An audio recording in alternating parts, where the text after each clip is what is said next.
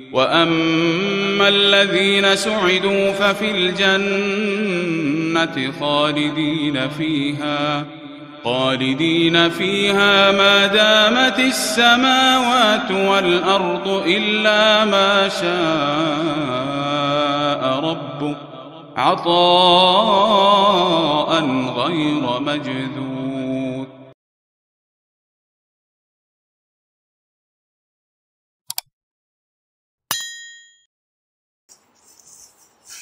بسم اللہ الرحمن الرحیم. الحمد للہ رب العالمین والصلاة والسلام علی سید المرسلین وعلی آلہ واصحابہ ومن تبعہم بإحسان الی یوم الدین. اما بعد. اعوذ باللہ من الشیطان الرجیم. بسم اللہ الرحمن الرحیم. وما كان ربك ليهلك القرى بظلم وأهلها مصلحون. وقال تعالى والذين يمسكون بالكتاب وأقاموا الصلاة إنا لا نضيع أجر المصلحين. وفي الموطأ لن يصلح آخر هذه الأمة إلا بما صلح به أولها. معزز محترم حضرات علماء کرام، آپ سب حضرات کی آج کی آمد ہمارے لیے بہت بڑی خوشی کا موقع ہے. یوں صبح کی بارش سے معلوم ہو رہا تھا کہ شاید اس قدر بڑی تعداد جمع نہ ہو سکے، مگر آپ حضرات اپنا وقت فارغ کر کے آئے. اللہ تعالیٰ آپ کی آمد کو قبول فرماوے.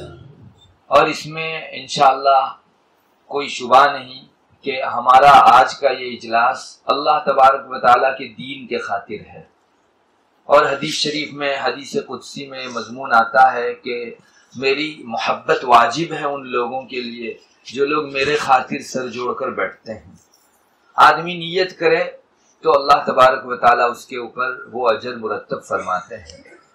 مجھے اس وقت آپ حضرات کے سامنے جس مضمون کو پیش کرنا ہے وہ یہ کہ نبی کریم صلی اللہ علیہ وسلم کے اوپر سلسلہ نبوت ختم ہو چکا. ہمارے ایمان کا حصہ ہے کہ اب کوئی رسول، کوئی نبی نئی شریعت لے کر تا روز قیامت آنے والا نہیں ہے. البتہ پچھلے دنوں موقع بموقع اللہ تعالیٰ نبیوں کو بھیجتا تھا تاکہ پچھلے دنوں دین میں جو خانہ خرابی ہوئی ہو اس کی اصلاح کر دیتا. اس امت میں اس کا نظم دو طریقوں سے کیا گیا. ایک طریقہ تو اللہ تعالیٰ ہر 100 سال کے سرے پر مجدد پیدا فرماتا ہے، اور مجدد کا کام ہی یہ ہوتا ہے کہ پچھلے 100 سالوں میں دین میں لوگوں نے جو برہمی کی ہو اس کی اصلاح کر دیتا ہے. لیکن 100 سال کا عرصہ کوئی مختصر نہیں، تو اس بیچ 100 سال کے درمیان میں دین میں ہونے والی خانہ خرابی اور آنے والے فسادات، لوگوں کی طرف سے شامل ہونے والی برائیاں، ان کی صفائی، ان کی اصلاح حضرات علماء کے سر ڈالی گئی. یہی وجہ ہے کہ نبی کریم صلی اللہ علیہ وسلم نے علماء امت کو اپنا وارث ٹھہرایا. وراثت بہت سی چیزوں میں ہے. چنانچہ علامہ شاطبی رحمۃ اللہ علیہ فرماتے ہیں کہ علماء نے نبی کریم صلی اللہ علیہ وسلم کی وراثت جہاں علم میں پائی ہے وہاں اپنے نمونے عمل ہونے میں بھی وہ وارث بنے. آپ ہرگز یہ نہ سمجھیے کہ آپ جو کہیں گے اسی سے قوم فائدہ اٹھائے گی یا نقصان پائے گی، بلکہ آپ کی حرکت، آپ کا سکون، آپ کا اٹھنا بیٹھنا، لوگوں سے گفتگو کرنا، بات چیت کے موقع پر چپ رہنا، چپ رہنے کے موقع پر بات چیت کرنا بھی لوگوں پر اچھا یا برا اثر ضرور ڈالتا ہے. آج کون نہیں جانتا، ہمارے یہاں کسی عالم صاحب کو اگر کسی شخص نے خاص حیت پر سجدہ کرتا ہوا دیکھ لیا، وہ اپنا صحیح سجدہ بعض مرتبہ اس عالم کی کوتاہی پر مبنی سجدے سے صحیح کرنے کی کوشش کرتا ہے.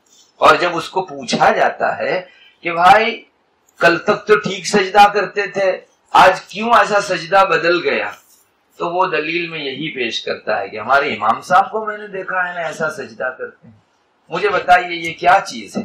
جیسے حضرت نبی کریم صلی اللہ علیہ وسلم کا قول، آپ کا فعل اور کسی چیز پر آپ کی خاموشی، تینوں چیزیں شریعت میں دلیل سمجھی گئی ہے، ویسے ایک عالم کو بھی یہی تینوں چیزیں وراثت میں ملی ہے۔ کوئی کہنے نہیں گیا لوگوں کے گھر کہ کسی عالم کے عمل سے یا کسی عالم کی خاموشی سے یا گفتگو سے تم لوگ دلیل پکڑو، مگر لوگوں کے ذہنوں میں یہ چیز بیٹھی ہوئی ہے کہ ایک عالم ہے تو وہ ہمیشہ علم کی روشنی میں ہی اپنا ہر قدم آگے بڑھائے گا۔ تو ہم لوگوں کی ذمہ داری اس معنی کر بھی بہت زیادہ ہو جاتی ہے کہ ہم لوگ جہاں اپنی بات چیت کو، اپنے عمل کو درست قرار دیں اور صحیح ٹھہرانے کی کوشش کریں، یا کہیے شریعت کے مطابق ہر قدم آگے بڑھانے کی کوشش کریں، وہیں ہماری کسی چیز پر خاموشی، کسی چیز پر گفتگو، یا شریعت میں جن کو عبادات ٹھہرایا گیا ہے ان کا عمل سنت کے مطابق کرنے کی خوب کوشش کریں۔ عالم کا کوئی قدم سنت کے دائرے سے باہر نہیں ہونا چاہیے۔ انشاءاللہ اس کی ایک حرکت سے معاشرے میں وہ انقلاب آئے گا کہ جو انقلاب لوگوں کے گھنٹے 2 گھنٹہ گفتگو سے نہیں آتا۔ نہیں دیکھا آپ نے اسلامک پلیٹ فارم سے کتنے فنکشن ہوتے ہیں، اور ڈاکٹر، طبیب، انجینئر، پروفیسر، گھنٹوں گفتگو ہوتی ہے ان کی، لیکن وہ بات دیکھنے کو نہیں ملتی جو ایک صاحب علم کی روشنی میں اللہ رسول کے حوالے سے 5-10 منٹ کے اندر کہہ پاتا ہے۔ یہ ایک وراثت کی چیز ہے۔ تاثیر بھی میں تو سمجھتا ہوں نبی کریم صلی اللہ علیہ وسلم کی وراثت میں علماء کو ملی ہوئی ہے۔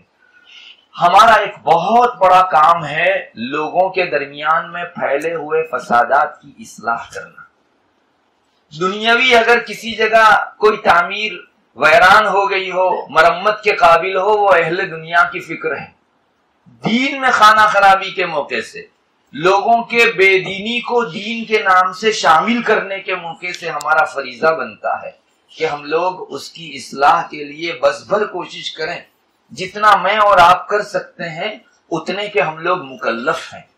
اس لیے اصلاح، لوگوں میں پھیلے ہوئے فساد کو درستگی کی طرف لانا، اصلاح کا ترجمہ لوگوں نے جو سماج سدھارنا کیا ہے وہ بہت محدود معنی کے اندر اس کو جو ہے رکھ دیا گیا ہے۔ صرف معاشرے کی، معاشرت کی اصلاح یہی اصلاح نہیں ہے، دین کے 5 شعبوں میں آنے والی خرابیوں کی اصلاح یہ اصلاح ہے اور عالم کا فریضہ ہے۔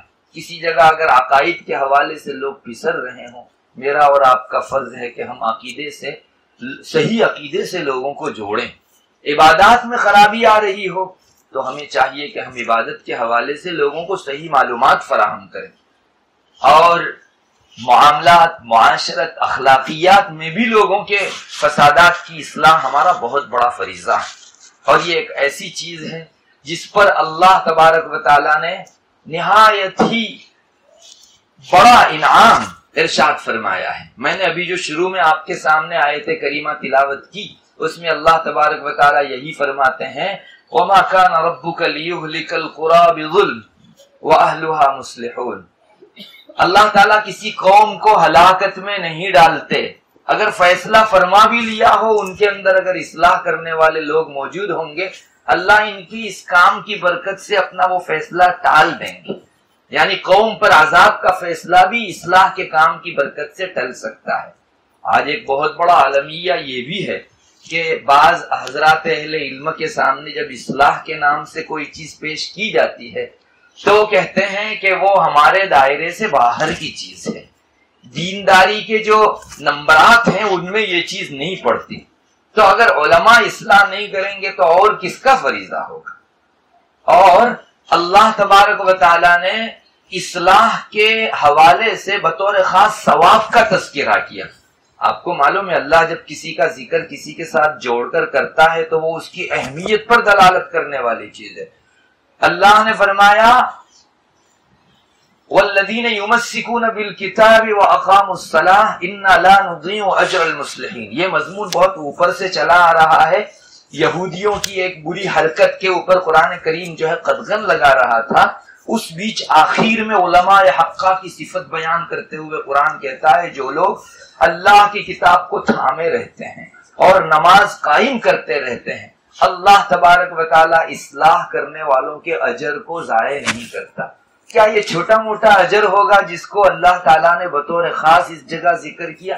وہ اتنا بڑا اجر ہے اللہ نے جس کو قابل ذکر سمجھا۔ اس سے اصلاح کے کام پر ملنے والے اجر کی اہمیت بھی ثابت ہوتی ہے۔ فقہا اللہ تبارک و تعالیٰ کے فضل و احسان سے پوری جمعیت کے درمیان سب سے زیادہ خیر پر اور سب سے زیادہ بلندی پر اسی وجہ سے ہیں کہ ان کے حوالے قوم کے سارے ہی شعبوں کی اصلاح کی گئی ہے۔ علامہ حسکفی نے لکھا ہے کہ ہمیں پتا نہیں کہ دنیا کی دوسری جماعتیں اپنے متعلق خیریت کا قطعی طور پر فیصلہ ہوا ہے یا نہیں، یہ بول سکے نہ بول سکے، لیکن علماء فقہا یہ بڑی قطعیت کے ساتھ اس حدیث شریف کی روشنی میں کہہ سکیں گے کہ اللہ تبارک و تعالیٰ جس کے ساتھ خیر کا ارادہ فرماتے ہیں تو ان کو دین کی سوجھ بوجھ جس کو فقاہی کے نام سے شریعت میں حدیث شریف میں ذکر کیا گیا ہے وہ عطا فرماتے ہیں۔ میرے بھائیوں، اللہ تبارک و تعالیٰ نے ہم کو ایک بہت بڑی نسبت عطا فرمائی ہے اور اس نسبت سے ہمیں کام لینا ہے لوگوں کی اصلاح میں۔ دیکھیے، بعض لوگ قربانی دیتے ہیں مال کی، بعض لوگ قربانی دیتے ہیں جان کی، ویسے ہی ایک قربانی عزت کی بھی ہے۔ اللہ کے خاطر میری عزت بھی اگر میں قربان کرتا ہوں تو یہ چیز جانی مالی قربانی سے کم درجے کی نہیں ہے۔ عزت کی قربانی کا مطلب یہ ہے کہ ایک صاحب علم اگر کسی کے سامنے نیک نیتی سے کوئی اچھی بات کہنے جاتا ہے تو اس کا بھی بھرپور اندیشہ ہے کہ سامنے والا آدمی اس کا انسلٹ کر دے یا اس کو کوئی ایسا جملہ کس دے جس سے اس عالم کی عزت نفس کو ٹھیس پہنچے، مگر تب بھی یہ عالم مکلف ہے کہ وہ اس آدمی کے پاس جا کر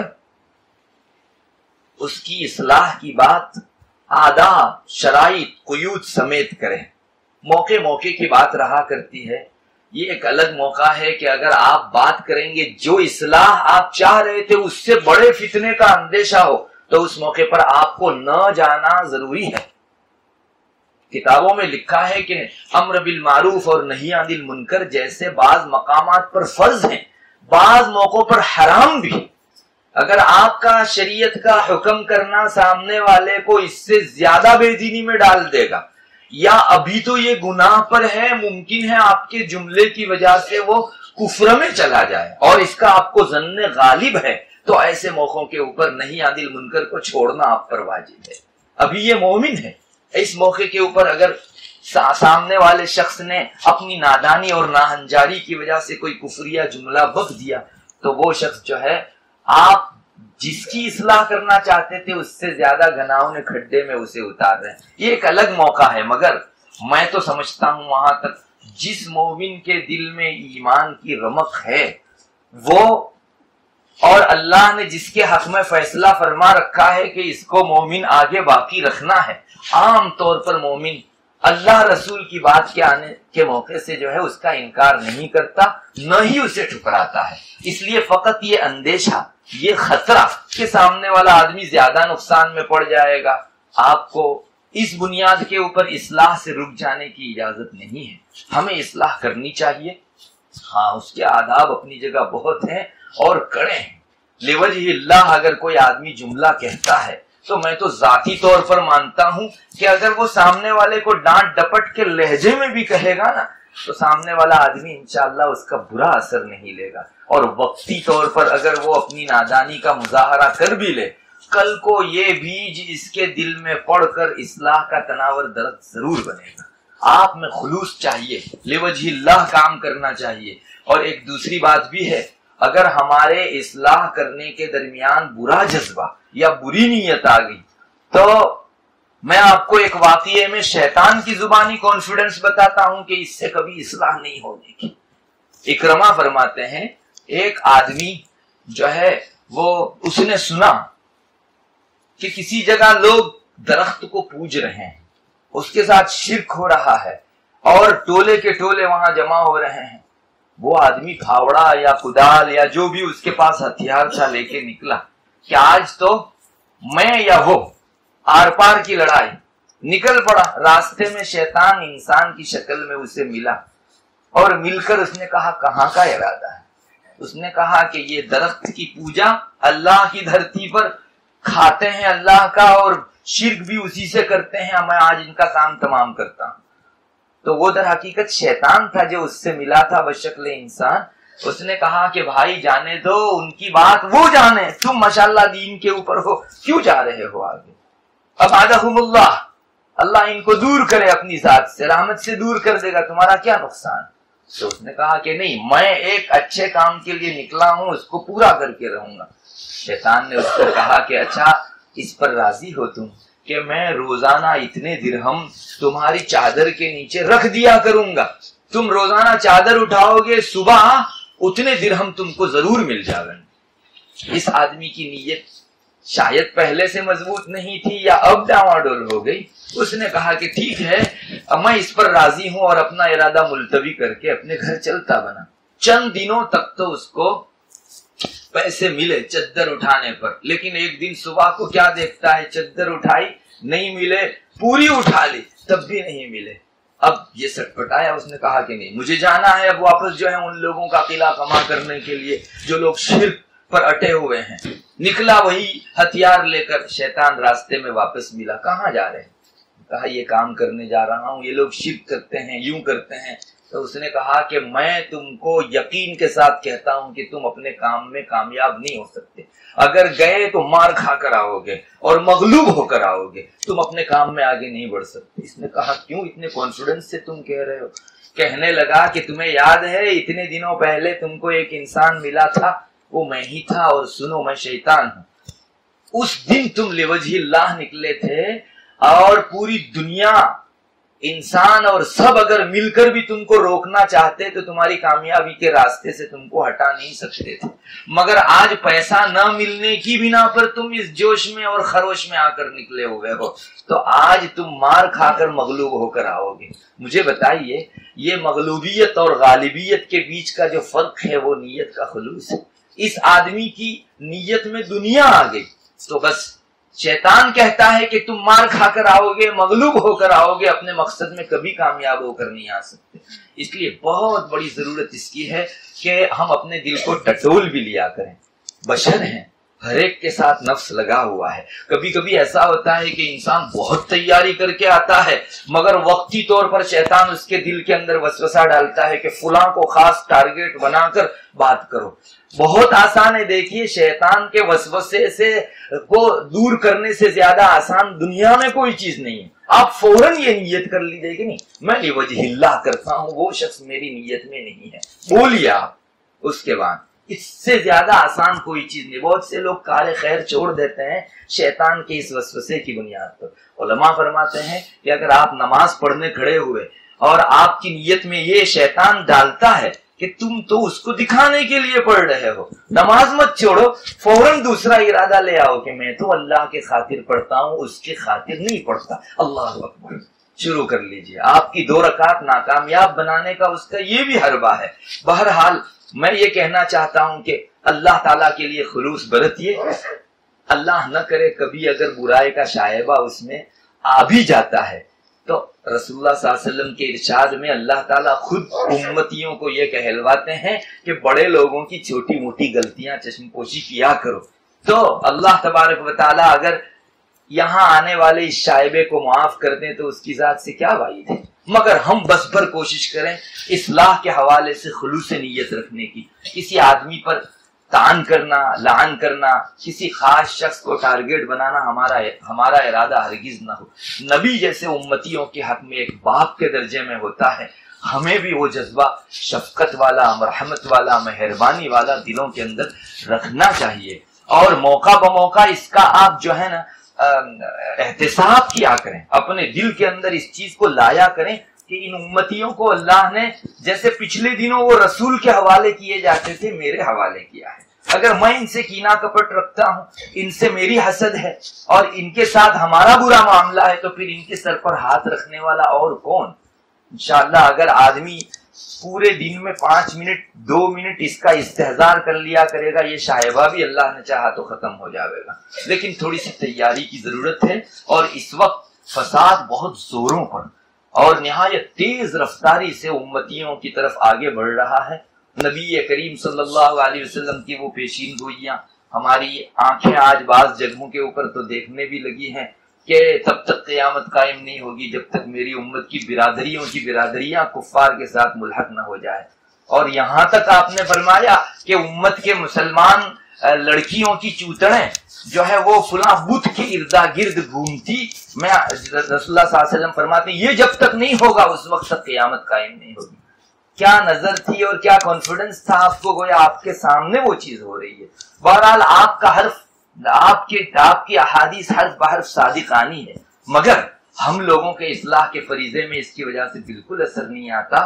ہم لوگ کل جیسے مکلف تھے آج بھی ویسے ہی مکلف ہے۔ سب سے بنیادی چیز ہے کہ ہمارے اصلاح کے اس میدان کے اندر ہم لوگ خلوص کا دامن کبھی ہاتھ سے نہ چھوڑیں۔ اللہ تعالیٰ کی امداد اترے گی۔ ایسی ایسی قوموں کی اصلاح ہوئی ہے جن کے متعلق ایک جمعیت کا کہنا تھا کہ یہ قوم کبھی راہ راست پر آ نہیں سکتی۔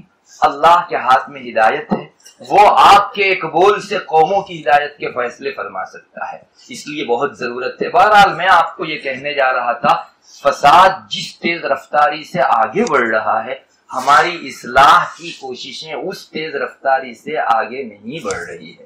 ہمیں اپنی کوتاہیوں اور اپنے نقائص اور اپنی کمیوں کا احساس ضرور ہونا چاہیے۔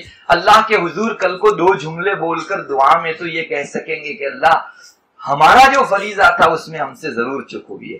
کوشش کرنے والا آدمی بھی اپنی کوشش کے بعد یہ ضرور کہے کہ اللہ مجھ سے چک ہوئی ہے۔ دیکھیے اللہ نے ایک جماعت کا ذکر قرآن کریم میں کیا ہے، وہ رات بھر اللہ کے حضور جاگتے ہیں، بہت کم رات، بشری تقاضا ہے سونا ہے، بہت کم رات سوتے ہیں، لیکن ان کا ذکر قرآن نے کس عنوان سے کیا؟ کانوا قلیلا من اللیل ما یہجعون وبالاسحار هم یستغفرون۔ یہ صبح کو استغفار کرنے والے، رات بھر کالا دھندا کرنے والے یا برا کام کرنے والے نہیں ہیں، بہت کم رات سوتے ہیں، اللہ کے حضور کھڑے رہتے ہیں، لیکن صبح اٹھ کے استغفار کرتے ہیں۔ اپنی عبادت کے فریضے کو انجام دینے کے بعد کوتاہی کا احساس کرتے ہوئے اللہ کے حضور معافی مانگنا، یہ بڑوں کی شان ہے اور پاکیزہ برگزیدہ لوگوں کی شان ہے۔ میں تو سمجھتا ہوں ہر نماز کے بعد جو نبی کریم صلی اللہ علیہ وسلم کے حوالے سے ہم کو یہ بات ملتی ہے، آپ 3 مرتبہ استغفر اللہ استغفر اللہ استغفر اللہ پڑھا کرتے تھے۔ آخر کیا فلسفہ ہے، بہت کچھ کہا جا سکتا ہے اس سلسلے میں، علماء نے لکھا بھی بہت ہے، مگر کیا بعید ہے کہ اس میں ایک نماز پڑھنے والی شخص کی یہ تربیت کی جا رہی ہو کہ تم عبادت کر کے یہ نہ سمجھو کہ ہم نے اللہ کا حق ادا کر دیا۔ اپنی نقص پر تمہاری نظر ہونی چاہیے، عبادت کے اوپر تمہاری نظر ہرگز نہ ہو۔ یہ چیز زندگی کے سارے شعبوں میں لاحق ہوتی ہے، اور آج بھی بہت سے لوگ ایسا کرتے ہیں، اصلاح کے بعد اپنے لیے اللہ کے حضور استغفار کرتے ہیں کہ اللہ وما ابرئ نفسی ان النفس لامارۃ بالسوء الا ما رحم ربی، میں اپنے نفس کی برات نہیں چاہتا، ممکن ہے مجھ سے اس اصلاح کی قد و کاوش میں کوشش کے اندر کوئی ایسی چک رہ گئی ہو جو تجھے ناپسند ہو، تو میں اس سے معافی مانگتا ہوں۔ یہ بھی ایک بہت بڑی چیز ہے۔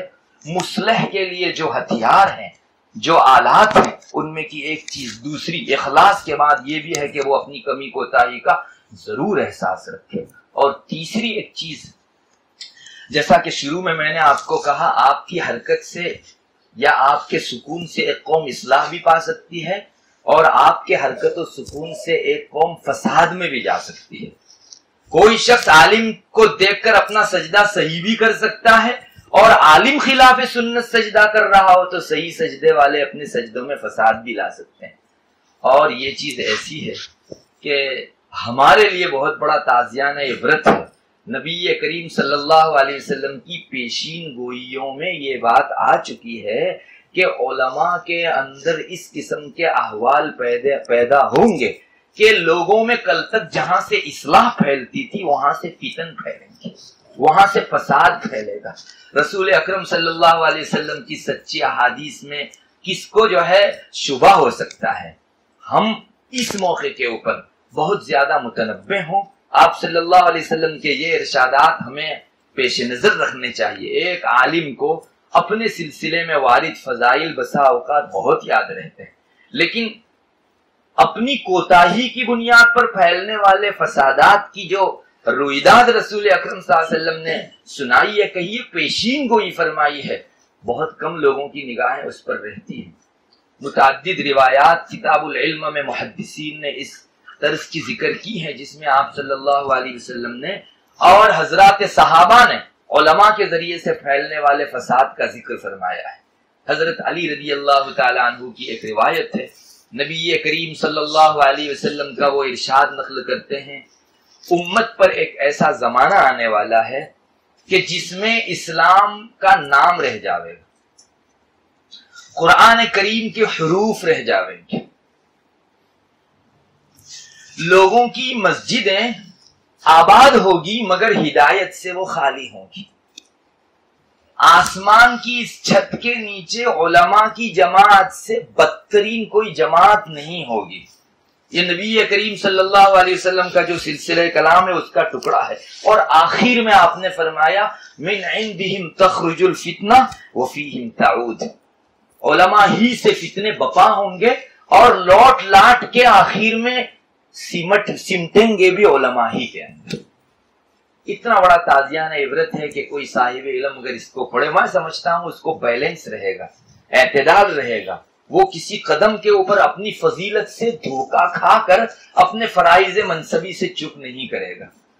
کتنا زبردست ارشاد ہے آپ کا۔ آپ نے ایک بات یہ ذکر فرما دی سب سے پہلے کہ مساجد آباد ہوگی اور ہدایت سے خالی ہوگی۔ ٹکڑے بہت ہے حدیث شریف کے اندر، لیکن اس موقع پر قابل توجہ یہ ٹکڑا بہت ہے، مسجدیں آباد ہوگی لیکن ہدایت سے خالی ہوگی۔ آج اگر کسی شخص کو اصلاح کا، نیکی کا، بھلائی کا مرکز آپ پوچھیں گے، وہ مسجد کو بتاوے گا۔ ہر گاؤں میں مدرسہ نہیں ہوتا، ہر گاؤں میں خانقاہیں نہیں ہوتی، مسجد ہر جگہ ہوتی ہے، مگر جو سرچشمہ ہدایت تھی وہی اگر لوگوں کے درمیان میں فساد کا ذریعہ بن جائے۔ دیکھیے یہ مذمت کا موقع ہے، اس موقع کے اوپر آپ صلی اللہ علیہ وسلم کا یہ تذکرہ فرمانا مسجدوں میں کیے جانے والے کام کی مذمت بیان کرنے کے درجے میں۔ یہاں آپ کو ظاہراً اتنا کچھ نہیں ملے گا کہ اس میں کوئی برائی ہو رہی ہو یا معاصی ہو رہی ہو، آپ نے اتنا ہی فرمایا مساجدہم عامرہ، مسجدیں یوں آباد نظر آوے گی آپ کو مگر ہدایت سے خالی۔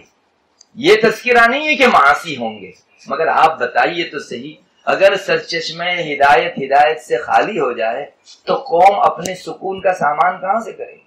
وہ مسجد میں آ کر بھی مایوس و نا امید جاوے گی۔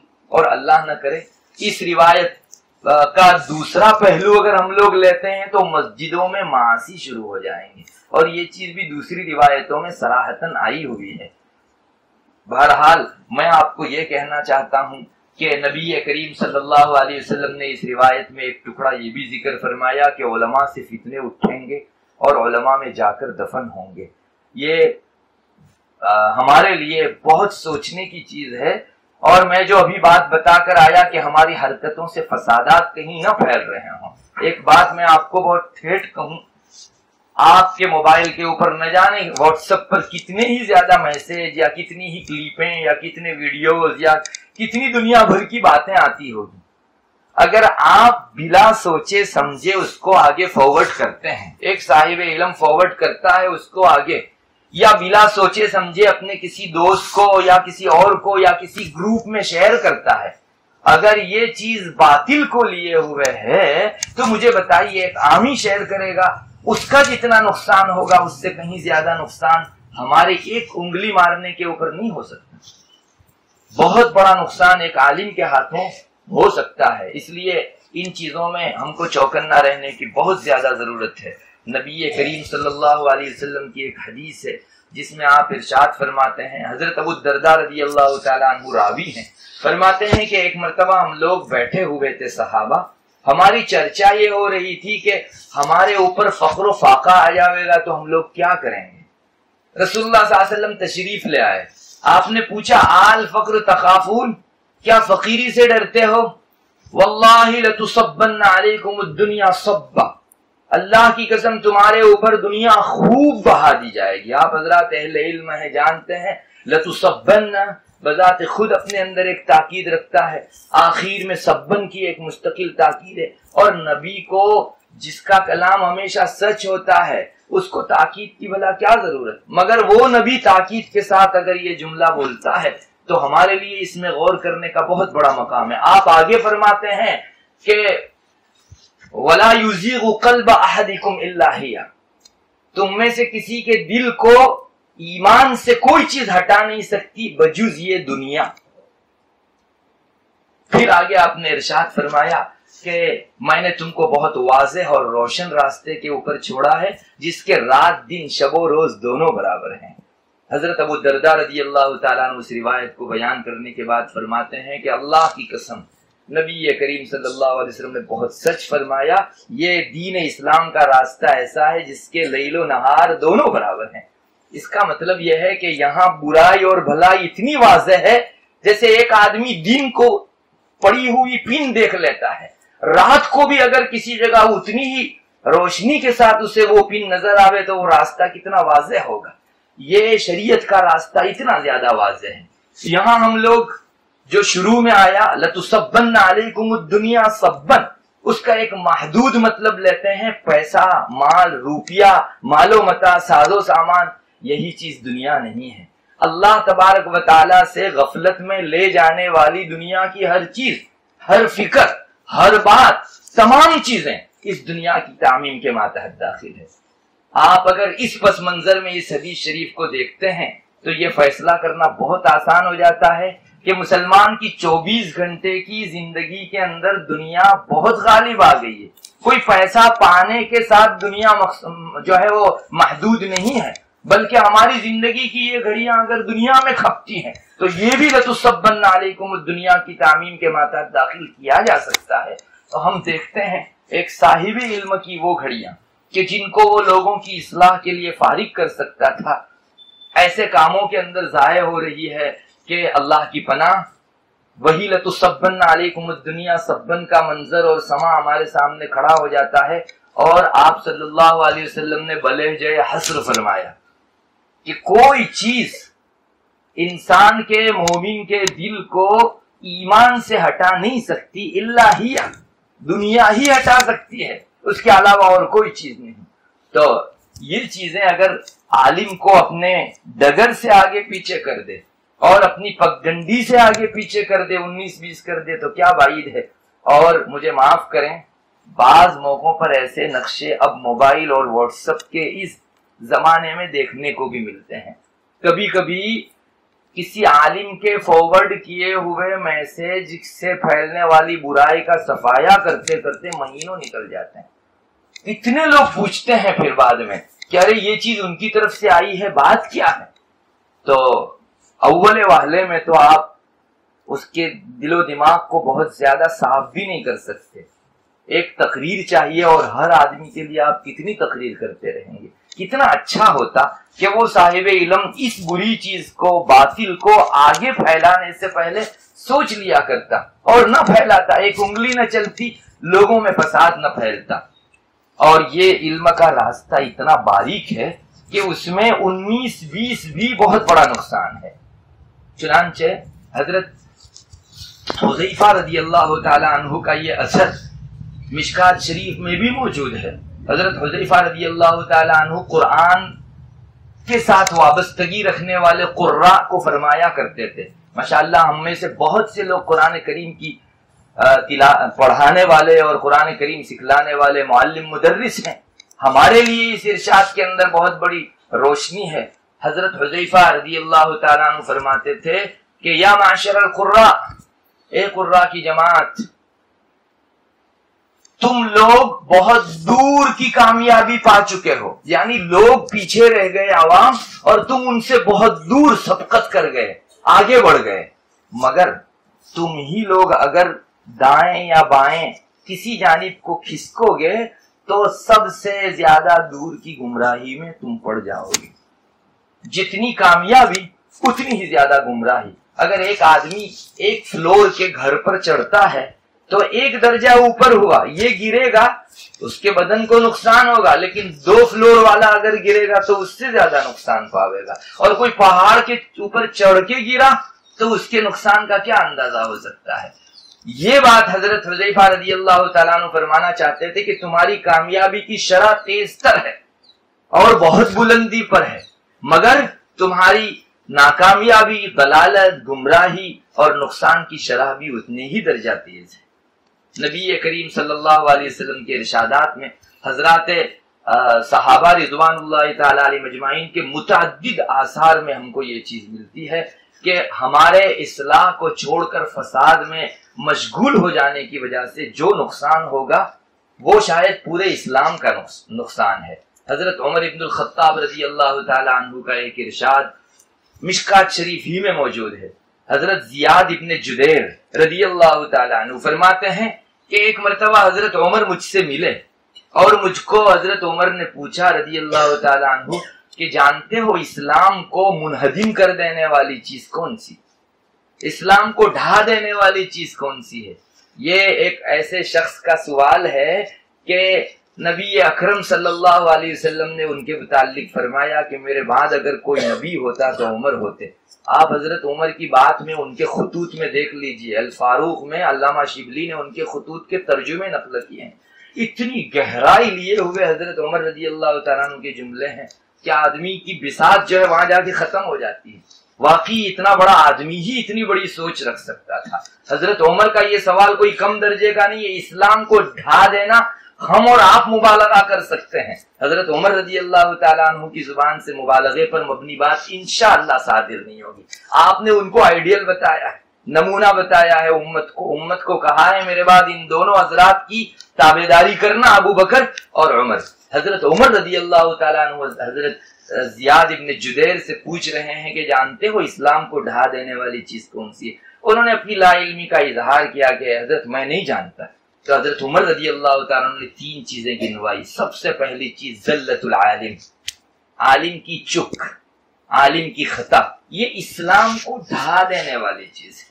دوسرے نمبر پر منافق کا اللہ کی کتاب کو لے کر خامخواہ بحث کرنا، اور تیسری چیز جو دوسروں کی گمراہی کے لیے پیشوا بنے ہوئے ہیں وہ لوگ فیصلہ کرنے بیٹھ جائیں۔ یہ 3 چیزیں اسلام کو جو ہے بنیادی طور پر اس کی بنیاد سے ڈھا دینے والی ہے۔ مجھے بتائیے، آپ دیکھیے حضرت عمر کے ارشاد میں ذلت العالم کا لفظ آیا ہے، چک۔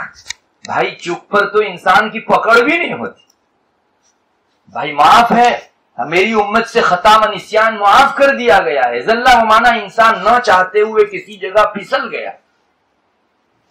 مگر حضرت عمر رضی اللہ تعالی عنہ کے سوال اور جواب کے درمیان کا تناسب آپ دیکھیے۔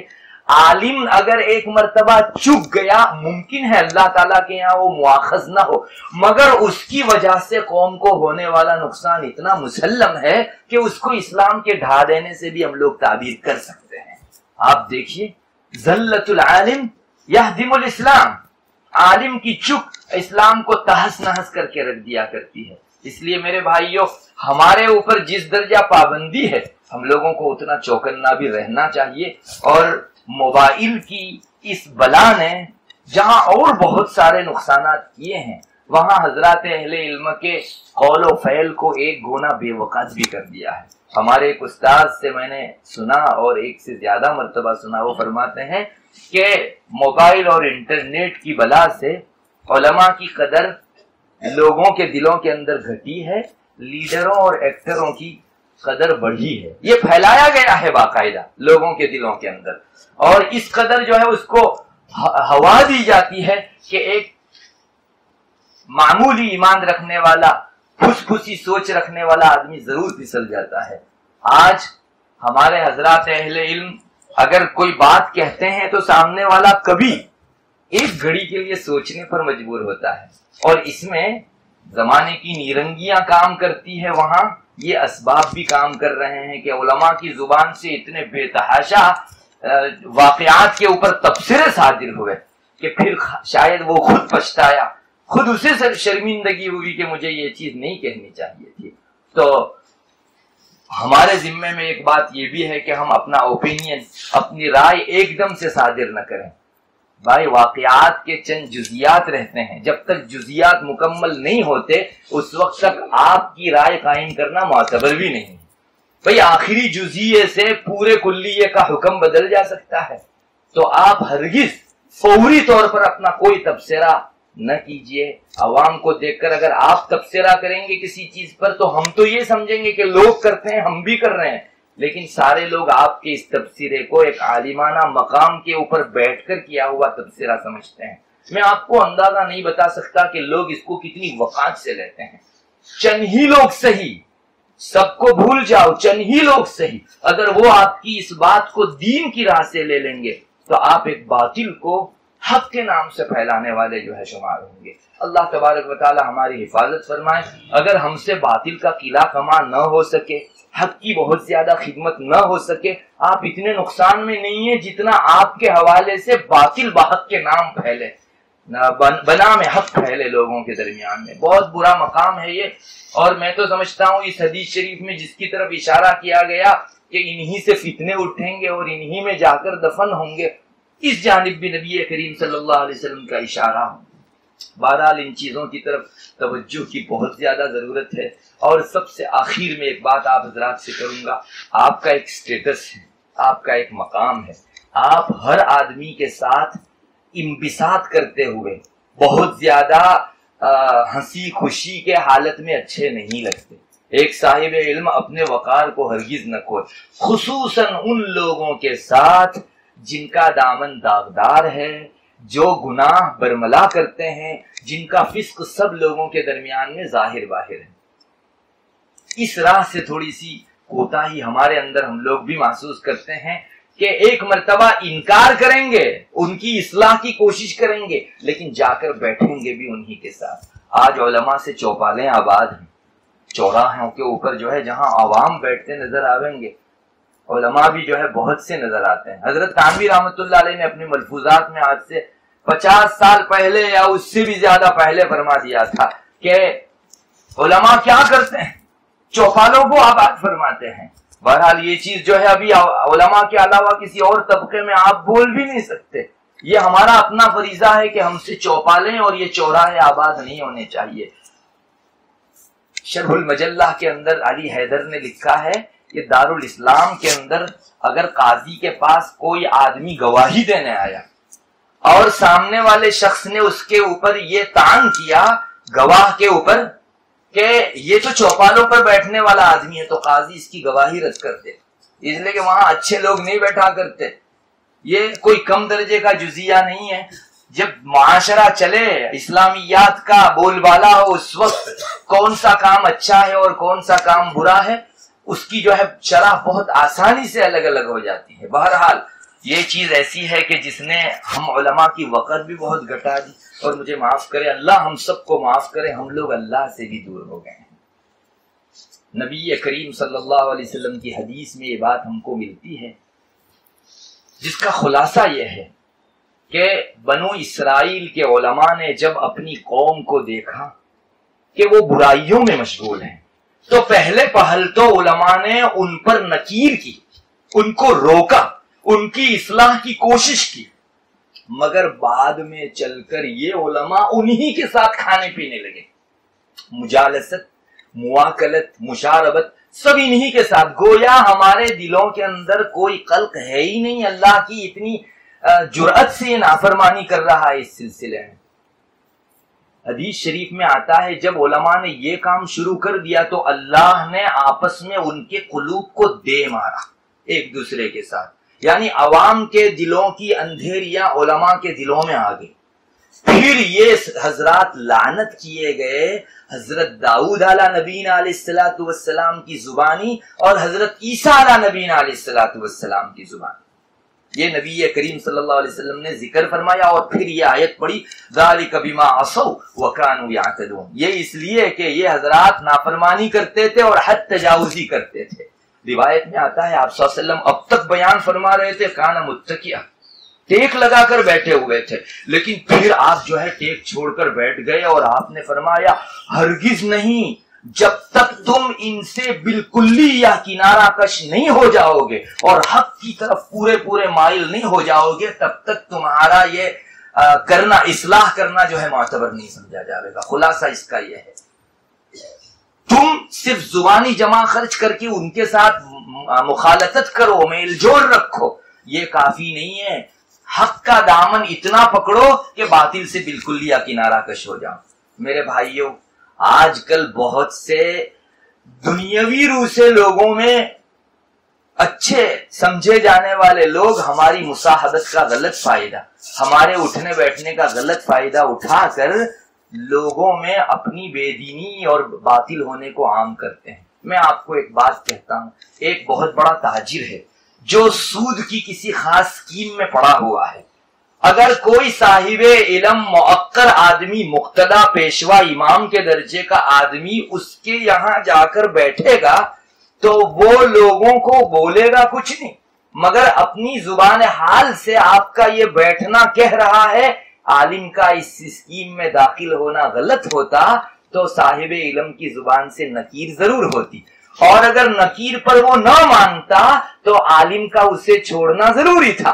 نہیں ہوا یہ سب، معلوم ہوا کہ یہ اسکیم صحیح ہے، آپ کے نام سے ایک باطل لوگوں کے درمیان میں پھیل رہا ہے، اور چند پیسوں کے خاطر یا ہماری عزت کے خاطر ہم لوگ اگر علم دین کو بالائے طاق رکھ کر ان کے ساتھ بیٹھنے جاتے ہیں تو یہ اتنی بڑی تکلیف کی چیز ہے۔ حضرت عبداللہ ابن مسعود رضی اللہ تعالیٰ عنہ اس بات کو اپنے ارشاد میں بھی فرما چکے ہیں اور حدیث شریف بھی اس موقع پر انہوں نے سنائی ہے۔ حضرت عبداللہ ابن مسعود رضی اللہ تعالیٰ عنہ فرماتے ہیں کہ کاش یہ علماء مالداروں اور عمراء کے ساتھ جا کر اپنی اٹھک بیٹھک نہ رکھتے، اور جو لوگ مستحق نہیں ہیں، حقدار نہیں ہیں، ایسے لوگوں کو علم نہ دیتے تو یہ لوگ زمانے کے سردار ہوتے، مگر علماء نے جا جا کر عمراء کی چاپلوسی کی، ان کے ساتھ جا کر وہ بیٹھے تو قوم میں ذلیل ہو کر رہ گئے۔ یہ کسی عامی طبقے کے فرد کے لیے نہیں ہے، حضرت ابن مسعود رضی اللہ تعالیٰ عنہ علماء کا نام لے کر فرما رہے۔ ابن ماجہ شریف میں بھی یہ حدیث موجود ہے، مشکات شریف کے اندر بھی یہ حدیث موجود ہے، علماء نے عمراء کے ساتھ جا کر ان کی چاپلوسی کرنا شروع کر دیا، لعنوا علیہم، وہ جو ہے ذلیل ہو کر رہ گئے ان کے درمیان۔ پھر فرمایا حضرت ابن مسعود نے، سنو علماء، میں نے تمہارے نبی کو یہ فرماتے ہوئے سنا ہے صلی اللہ علیہ وسلم کہ جو آدمی اپنی ساری فکروں کو سمیٹ کر ایک ہی فکر آخرت کی بنا لیتا ہے، اللہ تعالیٰ اس کے سارے غموم و ہموم کی طرف سے کافی ہو جاتے ہیں، اور جس آدمی کی فکر دنیا کے مختلف شعبوں کے اندر بٹ جاتی ہے، اللہ تبارک و تعالیٰ کو اس کی کوئی پرواہ نہیں، وہ کون سی گھاٹی میں جا کر ہلاک ہو۔ علماء کے ساتھ جوڑ کر اس چیز کو، اس حدیث کو بیان کیا جانا، ابن مسعود فقاہت کے اندر ان کی مثال نہیں تھی۔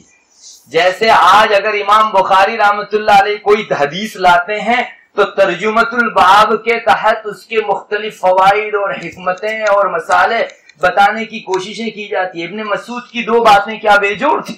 نہیں، علماء کا اوپر ذکر اور یہاں نبی کریم صلی اللہ علیہ وسلم کی حدیث، ان دونوں کو جوڑ کر بیان کرنا، گویا آپ پیغام دینا چاہتے تھے کہ صاحب علم کے لیے یہ حدیث سب سے پہلے لگتی ہے، عامیوں کے لیے ہوا کرے، لیکن عالم کو اس حدیث سے سب سے زیادہ مستفید ہونا چاہیے۔ آپ دیکھیے ابن مسعود وہی فرما رہے ہیں کہ اپنی چند کوڑیوں کی دنیا پانے کے خاطر ہم لوگوں نے ان کے پاس آمد و رفت رکھنا شروع کر دیا۔ ہماری ملاقات کے اوپر ان کی دنیا کے اندر عزت کی چکی چلتی ہے، وہ لوگوں کے درمیان میں معزز ہوتے ہیں ہماری اس مجلس کی وجہ سے۔ ایک اور چیز ہے، یہیں ادارے کی مثال لے لیجئے، اگر ہمارے اس ادارے کی کوئی تخریبی کارروائی کر رہا ہے، ادارے مجلس خدام الدین کو آگے پیچھے کرنے کے لیے یا اس کی عزت پر بٹا ڈالنے کے لیے حسد کے مارے ناحق طریقے پر اگر کوئی شخص کوشش کرتا ہے، اگر ہم میں سے کوئی آدمی، جتنے ممبر ہیں ان میں سے کوئی آدمی اس کے پاس اٹھتا بیٹھتا ہے، لوگوں کے درمیان میں صاف ہے کہ یہ آدمی مارے حسد کے ناحق ادارے سے بغض رکھتا ہے، آپ کی آمد و رفت لوگوں کے اندر کیا پیغام دے؟ اس میں کچھ تو ہے، کوئی نہ کوئی تو حق کا شائبہ ہے، تب جا کر یہ اتنا صاحب علم آدمی اس کے ساتھ آمد و رفت رکھتا ہے۔ مجھے بتائیے، کچھ کہنے کی ضرورت نہیں پڑے گی آپ کو، لیکن ایک بہت برا پیغام جاوے گا، اور مجھے لگتا ہے اللہ نہ کرے اس کی بری کوشش سے ادارہ اگر متاثر ہوا تو اس میں وہاں اس کا بہت بڑا جہاں حصہ ہے آپ بھی حصے دار ہیں اس میں۔ اللہ تبارک و تعالیٰ کے دین کا علم بردار، دین کی اصلاح کا علم بردار اگر کسی فاسق کے پاس جا کر بیٹھے گا، اللہ تبارک و تعالیٰ اس سے خوش ہوں گے یا ناراض؟ بھئی اتنا بھی پیار نہیں ہے مجھ سے کہ میں نے اس کو اپنا علم دے کر اتنی بلندی پر بٹھایا اور وہ انبساط کر رہا ہے، مخالطت کر رہا ہے، میل جول کر رہا ہے، کھانے پینے میں کوئی دریغ نہیں، اس کی پیشانی پر جو ہے بل نہیں پڑتا، اس کے ساتھ اٹھتے بیٹھتے۔ اللہ تبارک و تعالیٰ کی یہ ناراضگی کا سبب ہے، اور وہ جو حدیث شریف میں آیا اللہ نے ان کے قلوب کو دے مارا، یہ ناراضگی کے بعد ہی ہوا کرتا ہے، اور نبیوں کی زبانی لعنت کروائی گئی۔ یہ سیاق کس کا چل رہا ہے؟ علماء کا چل رہا ہے، اور یہ ملعون جہاں اور ہوئے ہوں گے علماء ضرور ہوئے، علماء یہود اور علماء بنی اسرائیل اس کے ضرور جو ہے وہ مورد بنے اللہ تبارک و تعالیٰ کی غضب و لعنت کے۔ اور کتابوں میں تشریح کے طور پر یہ بھی لکھا ہے کہ جب ایلیا والوں نے سنیچر کے دن کا حکم نہیں مانا تو حضرت داؤد علیہ نبینا علیہ السلام کی زبان سے اللہ نے لعنت نکلوائی، اور جو ہی لعنت نکلی سب لوگ بندر بن گئے، سب بندر بن گئے۔ اور اسی کی تفسیر میں آگے لکھا ہے کہ حضرت عیسیٰ علیہ نبینا علیہ السلام کے زمانے میں لوگوں کے مطالبے پر آسمان سے ایک مائدہ اترا تھا، دسترخوان اترا تھا، اللہ نے کہہ دیا تھا کہ یہ تمہاری چاہت پوری کر رہا ہوں، لیکن پھر تم بھی اتنا سنبھال کے رہنا ورنہ میرا غضب بہت سخت ہے۔ پھر بھی بے راہ روی ہوئی حضرت عیسیٰ علیہ نبینا علیہ السلام کی قوم کی، تو اللہ نے حضرت عیسیٰ سے بد دعا کروائی، اور جس کی وجہ سے قوم ملعون ہوئی اور ان سب کے چہرے اور بدن خنزیر بن گئے۔ یہ روایتوں کی تشریح کے اندر آتا ہے۔ مجھے بتائیے کیا چیز ہے اس میں جو لعنت کی گئی وہ کتنے سخت درجے کی ہے، اور علماء کے سیاق میں یہ جملہ ذکر کیا جانا ہم لوگوں کے لیے بہت بڑی عبرت کی چیز ہے۔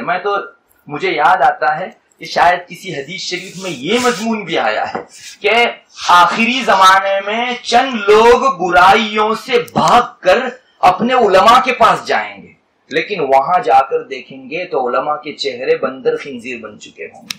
یعنی اس کی برائی کو روکنے کے لیے جو مرکز تھا جہاں پہنچے تو یہاں پہنچ کر جو ہے وہ اپنا مداوا، اپنا علاج تو کیا پاتے، یہی لوگ ملعون ہو چکے۔ اور نبی کریم صلی اللہ علیہ وسلم نے یہ جملہ بہت صاف ارشاد فرمایا ہے، لَتَتَّبِعُنَّ سَنَنَ مَنْ قَبْلَكُمْ شِبْرًا بِشِبْرٍ۔ آپ نے فرمایا نبی کریم صلی اللہ علیہ وسلم نے کہ تم ضرور پچھلے لوگوں کی اتباع کرو گے، بالش در بالش، جیسے ایک بالش دوسری بالش سے بالکل ہو بہو ایگزیکٹ ناپ کی ہوتی ہے، ویسے اس امت کے لوگ بھی پچھلے لوگوں کی پیروی بالش در بالش کریں گے، ہاتھ در ہاتھ کریں گے، ایک ہاتھ لمبا دوسرا ہاتھ قصیر، ایسا نہیں ہوا کرتا۔ نیز ایک جوتا جیسے دوسرے جوتے کے بر تین مثالیں آپ نے دی، ایک جوتا دوسرے جوتے کے جیسے ایگزیکٹ ناپ کا ہوتا ہے، ویسے اس امت کے لوگ بھی پچھلے لوگوں کی پیروی کریں گے۔ اور آخر میں حضرات صحابہ نے یہ پوچھا تھا کہ یا رسول اللہ اس سے کون مراد، پچھلے لوگوں سے کون مراد، کیا یہود و نصارا؟ تو آپ نے فرمایا تھا ان کے علاوہ اور ہو کون سکتا ہے۔ اور بعض روایتوں میں اتنا بھی اضافہ ہے، اس امت کا کوئی شخص اگر اپنی ماں سے برملا لبے سڑک زنا کیے ہوئے ہوگا، میری امت کا آدمی بھی لبے سڑک زنا کرے گا اپنی ماں کے ساتھ، او کما قال علیہ الصلوۃ والسلام۔ میں آپ کو یہ بتانا چاہتا ہوں کہ یہ پیشین گوئی رسول اکرم صلی اللہ علیہ وسلم کی آ چکی ہے، تو جہاں ان کے عوام کی غلطیاں آج ہمارے عوام میں آ رہی ہے، ان کے علماء کی غلطیاں ہمارے عوام میں ہمارے علماء میں نہیں آ رہی۔ لَتَتَّبِعُنَّ سَنَنَ مَنْ قَبْلَكُمْ کا تقاضا تو یہی ہے کہ عوام کی خرابیاں عوام میں، علماء کی خرابیاں علماء کے اندر۔ اور یہ چیز بھی بعض روایتوں کے اندر رسول اکرم صلی اللہ علیہ وسلم نے صاف صاف بیان کی ہے، اور یوں سمجھ میں آتا ہے کہ اس امت کے علماء کو علماء بنی اسرائیل کے احوال کا بیان کیا جانا یہ خود سبق رکھتا ہے اپنے اندر کہ علماء کو ان غلطیوں میں نہیں پڑنا چاہیے، اس کے چانسز ہوں گے، مواقع آئیں گے، آپ کو اس میں نہیں پڑنا ہے۔ بہرحال اللہ کرے ہم سب لوگ ان پیغامات سے پہلے اپنی اور پھر لوگوں کی اصلاح کے لیے متفکر بنے. یقین جانیے قوم آپ کی اصلاح کی پیاسی. آپ نہیں بولیں گے تو معاشرے میں سے چند لوگوں کے دلوں میں تو ایک پیاس رہ ہی جائے. کاش یہ بولتا تو کتنا اچھا ہوتا. اس لیے آپ یہ نہ سمجھیے کہ آج کون ماننے والا ہے اور کون جو ہے ہمارے اس کڑوے کسیلے جملے کے اوپر برداشت کرنے والا ہے. کڑوا کسیلا جملہ بولنے کی ضرورت بھی نہیں ہے. حسب موقع ایک عالم کی شان ہونی چاہیے، جتنی تاکید کی ضرورت اتنی تاکید لاوے اور بے تاکید نہ لاوے. سامنے والے آدمی پر غلط اثر پڑتا ہے اس کا. اگر ایک شخص آپ کا ہمنوا ہے، آپ اس کو کہیں گے دیکھو اگر تم نے ایسا نہیں کیا نا تو پھر جو ہے آگے یہ ہوگا، تو سامنے والا آدمی متاثر ہوگا کہ بھئی میں مان رہا ہوں، پھر یہ چیز ڈوز زیادہ ہے اس آدمی کو. یہ بھی بہت باریک چیز ہے. جتنا ڈوز کی ضرورت ہے آپ اتنا ہی دیجیے. اگر آپ نے زیادہ کر دیا تو بسا اوقات وہ بجائے نفع کے نقصان لا سکتا ہے. امام غزالی رحمۃ اللہ علیہ نے لکھا ہے کہ ایک مرتبہ نبی کریم صلی اللہ علیہ وسلم نے قوم کے درمیان میں واعظ ارشاد فرمایا. خوف کی چیزیں آپ نے ارشاد فرمائی، بہت زیادہ خوف کی وعیدوں کی چیزیں. جب آپ تشریف لائے تو اللہ کی وحی آئی، اے نبی تم نے تو ہمارے بندوں کو ہم سے دور کر دیا، صرف خوف جاؤ ان میں جا کر رجا اور امید کی بات کرو. پھر آپ صلی اللہ علیہ وسلم سے واپس خطاب کروایا گیا بیلنس ہوتا کہ امام غزالی رحمۃ اللہ علیہ نے ہی غالباً یہ بھی لکھا ہے کہ ایک یونانی حکیم جو رہتا ہے وہ اگر معجون میں دو چیزوں کا اعتدال نہ رکھے، حرارت و برودت کا، تو کسی صحیح اور تندرست انسان کی طبیعت بگڑ سکتی ہے. تو کوئی صاحب علم اپنی گفتگو میں یا اپنے وعظ کے اندر جہاں جو دینا چاہیے اس کا بیلنس نہیں رکھتا تو اس سے بھی بہت زیادہ خانہ خرابیاں پھیل سکتی ہے. علامہ تھانوی رحمۃ اللہ علیہ نے یہاں تک لکھا ہے کہ جو مبتدی سالک ہے، ابتدا میں ابھی مرید بنا ہے، اس کو امام غزالی کے کتاب الاحیاء کا کتاب الخوف نہیں پڑھنا چاہیے. اس میں حدیثیں ہیں، قرآن کی آیتیں ہیں، لیکن نہ کہہ رہے ہیں حضرت اس لیے کہ ابھی تمہاری طبیعت متحمل نہیں ہے اتنے ڈوز کی.